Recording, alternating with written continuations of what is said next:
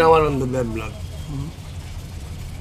দুর্দশাটা হইল বাজারে রাস্তার উপরে হয় যানজট একটা লাগে। আগে একটা কৃষি একটা শেড হয়েছে, এর মাঝে এই শেডের সম্পূর্ণটাকে খোলাটা না খোলা নিয়ে রাস্তার দেওয়া পাশে বয়, যার ফলে কেন্দ্রের মাঝে একটা যানজট লিখে থাকে।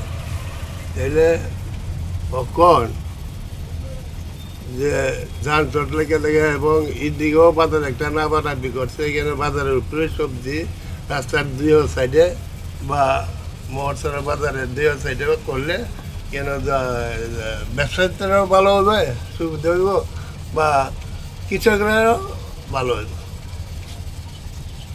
এই যে মহরচরা এলাকার যে বাজারটা, এটা কত বছরের পুরানো?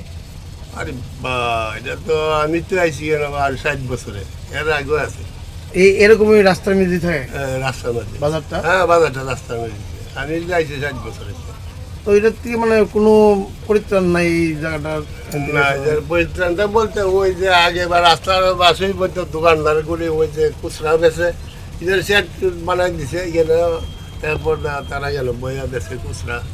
সামনে তো আরও জায়গা আছে, এই যে সেট হয়েছে সামনে তো অনেক জায়গা আছে, এখানে দিলে আর দিয়েও পয়সা পাশে রাস্তাত বইলে কোনো অসুবিধা হতো না। এখানে আপনার তো মঠছড়া বাজারের সভাপতি, হ্যাঁ, বেঁচে যাবে। তো আপনাদের কি দাবি? মানে আমরা দাবি হইল যাতে এখানে ব্যবসায়ীদের বাসে রাস্তার দিয়েও পারছে দোকান আগে